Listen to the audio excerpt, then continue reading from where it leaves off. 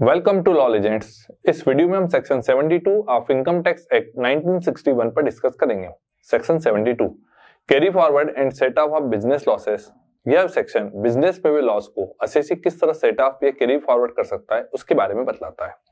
हम सबसे पहले सेट ऑफ और कैरी फॉरवर्ड को समझते हैं। सेट ऑफ किसी पर्टिकुलर ईयर में इनकम टैक्स के किसी हेड में होने वाले प्रॉफिट या इनकम से लॉस को एडजस्टमेंट करना सेट ऑफ कहलाता है।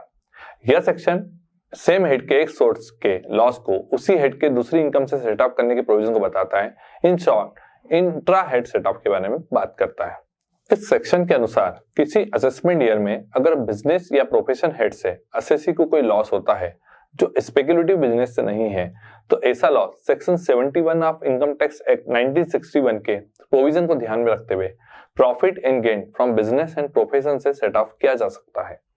और उसके बाद भी यदि असेसी को कोई लॉस बच जाता है तब वह किसी अन्य हेड ऑफ इनकम से इस चैप्टर में बताए गए प्रोविजन को ध्यान में रखकर सेट ऑफ किया जा सकता है। और सेट ऑफ करने के बाद भी कुछ लॉस यदि रिमेनिंग रहता है तब ऐसा लॉस इस चैप्टर में बताए गए प्रोविजन को ध्यान में रखते हुए ये लॉस आगे की ईयर में कैरी फॉरवर्ड किया जा सकता है। और ऐसा लॉस असेसमेंट ईयर में असेसी द्वारा किए गए बिजनेस के प्रॉफिट या गेन के अगेंस्ट सेट ऑफ किया जा सकता है। अगर लॉस कंप्लीटली सेट ऑफ नहीं हुआ है तो रिमेनिंग लॉस को आगे के ईयर्स में कैरी फॉरवर्ड किया जा सकता है। इस सेक्शन के तहत किसी भी लॉस को उस असेसमेंट ईयर से जिसमें लॉस कंप्यूट किया गया था उसके ठीक बाद के 8 असेसमेंट ईयर तक हम कैरी फॉरवर्ड कर सकते हैं। सेट ऑफ के लिए इस ईयर के लॉस को पहले प्रायोरिटी दी जाएगी।